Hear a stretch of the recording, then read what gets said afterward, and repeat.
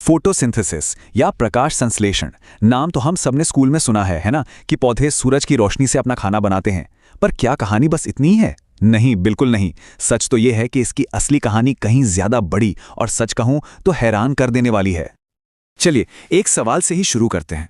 जरा सोचिए कि एक नन्हा सा बीज देखते ही देखते एक बहुत बड़े विशाल पेड़ में बदल जाता है, तो उसका वो सारा वजन, वो सारा का सारा मटेरियल आखिर आता कहां से है? इसका जवाब शायद थोड़ा चौंकाने वाला लगे। मिट्टी से नहीं और सिर्फ पानी से भी नहीं। एक पेड़ का ज्यादातर वजन, उसका मास, सीधे हवा से आता है। हाँ, बिल्कुल सही सुना, हवा में मौजूद कार्बन डाइऑक्साइड से। और असल में यही फोटोसिंथेसिस का असली जादू है।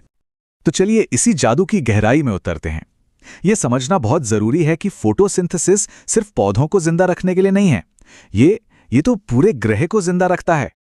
अगर एकदम सीधी सरल भाषा में कहें तो ये एक ऐसी प्रक्रिया है जो सूरज की रोशनी की ऊर्जा को केमिकल ऊर्जा में बदल देती है। पौधे, एल्गे और कुछ खास तरह के बैक्टीरिया इसी ऊर्जा का इस्तेमाल करके अपना खाना यानी कि शुगर बनाते हैं। देखा जाए तो ये पूरी धरती पर जीवन का ईंधन है। अब ये जो बात है ना, ये इसके पैमाने को दिखाती है। ये सिर्फ एक अकेले पौधे की कहानी नहीं है। हम जिस हवा में सांस लेते हैं उसमें जो ऑक्सीजन है वो इसी प्रक्रिया की वजह से है। इसके बिना पृथ्वी पर हम जैसे जीवों का होना ही नामुमकिन होता। तो सवाल यह है कि आखिर ये प्रक्रिया काम करती कैसे है? अच्छा, इसे समझने के लिए एक बहुत ही एडवांस्ड 2 चरण वाले कारखाने के बारे में सोचिए। इस कारखाने का नाम है क्लोरोप्लास्ट। ये पौधे की हर कोशिका के अंदर एक छोटा सा हिस्सा होता है और इसी के अंदर क्लोरोफिल नाम का एक हरा पिगमेंट होता है जिसका काम है सूरज की रोशनी को पकड़ना। तो ये जो कारखाना है ये 2 हिस्सों में काम करता है। पहला हिस्सा है ऊर्जा केंद्र, जहां सूरज की रोशनी को पकड़कर उसे इस्तेमाल करने लायक ऊर्जा में बदला जाता है। और दूसरा हिस्सा है असेंबली लाइन, जहां उस ऊर्जा का इस्तेमाल करके असली प्रोडक्ट यानी कि शुगर बनाया जाता है। चलिए इस टेबल को जरा ध्यान से देखते हैं। यह हमारे कारखाने का पूरा ब्लूप्रिंट है। स्टेज 1 यानी पावर स्टेशन को देखिए। इनपुट क्या है? सूरज की रोशनी और पानी। और आउटपुट क्या निकलता है? ऑक्सीजन, जिसे हम सांस में लेते हैं, और साथ में कुछ खास एनर्जी मॉलिक्यूल्स। अब आते हैं स्टेज 2 पर, यानी असेंबली लाइन। यहां इनपुट के तौर पर हवा से कार्बन डाइऑक्साइड और स्टेज 1 में बनी एनर्जी का इस्तेमाल होता है। और फाइनल आउटपुट क्या बनता है? शुगर, जो कि पौधे का भोजन है। तो देखिए ये कितना कमाल का सिस्टम है। कैसे एक स्टेज का आउटपुट दूसरे स्टेज का इनपुट बन जाता है, एकदम परफेक्ट। लेकिन रुकिए, कहानी में एक और मजेदार मोड़ है। हम जिस फोटोसिंथेसिस के बारे में जानते हैं वो अकेला खिलाड़ी नहीं है। इसके और भी कई रूप मौजूद हैं। देखिए, जो प्रक्रिया ऑक्सीजन बनाती है उसे कहते हैं ऑक्सीजेनिक फोटोसिंथेसिस। पर यह हमेशा से नहीं था। जिंदगी ने ऊर्जा बनाने के और भी कई तरीके खोज निकाले थे। इन दोनों के बीच का फर्क एकदम साफ है। जहां आम पौधे और एल्गी पानी यानी H2O का इस्तेमाल करते हैं, वहीं कुछ बैक्टीरिया पानी की जगह हाइड्रोजन सल्फाइड जैसी चीजों का इस्तेमाल करते हैं। और इसका नतीजा क्या होता है? वो ऑक्सीजन की जगह सल्फर या दूसरी गैसें बनाते हैं। इससे पता चलता है कि जीवन कितना ज्यादा क्रिएटिव हो सकता है। पृथ्वी के शुरुआती दिनों में जब माहौल बिल्कुल अलग था, तब के सूक्ष्म जीवों ने अपने आसपास जो भी मिला उसी का इस्तेमाल करके ऊर्जा बनाना सीख लिया था। और फिर लगभग 2.5 अरब साल पहले एक नए तरह के फोटोसिंथेसिस ने आकर सब कुछ बदल दिया। उसने हमारे ग्रह को हमेशा हमेशा के लिए बदल कर रख दिया।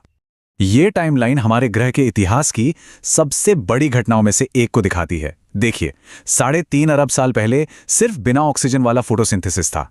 फिर लगभग 2.7 अरब साल पहले साइनोबैक्टीरिया आए। इन्होंने कुछ ऐसा किया जो पहले किसी ने नहीं किया था। इन्होंने पानी को तोड़कर ऑक्सीजन बनाना शुरू कर दिया। पहले तो ये ऑक्सीजन समुद्र में घुलती रही, लेकिन फिर लगभग 2.4 अरब साल पहले ये वायुमंडल में तेजी से फैलने लगी। इसी को द ग्रेट ऑक्सीजनेशन इवेंट कहते हैं। ये ऑक्सीजन उस समय के ज्यादातर जीवों के लिए जहर थी, जिससे एक बहुत बड़ी तबाही आई। लेकिन इसी ऑक्सीजन ने ओजोन लेयर बनाई और आगे चलकर लगभग 60 करोड़ साल पहले हम जैसे जटिल जीवों के विकास का रास्ता भी तैयार किया। ये कोई छोटा मोटा बदलाव नहीं था, ये एक जैविक क्रांति थी। इन नन्हे नन्हे जीवों ने पूरे ग्रह की केमिस्ट्री को बदल डाला और एक नई दुनिया की नींव रखी। तो आज के समय में ये प्रक्रिया किस पैमाने पर काम कर रही है, इसके आंकड़े सच में दिमाग घुमा देने वाले हैं। 130 टेरावाट ये वो ऊर्जा है जो हर पल दुनिया भर में फोटोसिंथेसिस के जरिए सूरज से हासिल की जा रही है। इस नंबर को सही से समझने के लिए इस चार्ट को देखिए। पूरी की पूरी मानव सभ्यता अपनी सारी जरूरतों के लिए लगभग 16 टेरावाट ऊर्जा का इस्तेमाल करती है, और फोटोसिंथेसिस वो इससे लगभग 8 गुना ज्यादा शक्तिशाली है। ये पृथ्वी का असली न दिखाई देने वाला इंजन है। चलिए, ऊर्जा की बात तो हो गई, अब पदार्थ की बात करते हैं। एक और चौंका देने वाला नंबर, 100 अरब टन। जी हां, हर साल पौधे और दूसरे जीव हवा से 100 अरब टन कार्बन लेकर उसे पेड़ों, पत्तियों और जड़ों में बदलते हैं। यही वो शक्ति है जो हमारे ग्रह के कार्बन साइकिल को बैलेंस में रखती है। तो आखिर में बस एक सवाल, इस अविश्वसनीय रूप से शक्तिशाली जैविक मशीन ने एक बार हमारी पृथ्वी को जीवन के लायक बनाया था, तो क्या भविष्य में हम इसकी शक्ति का इस्तेमाल करके अपनी सबसे बड़ी चुनौतियों जैसे कि क्लाइमेट चेंज से निपट सकते हैं? ये एक बहुत बड़ा सवाल है, और हो सकता है कि इसी के जवाब में हमारा भविष्य छिपा हो।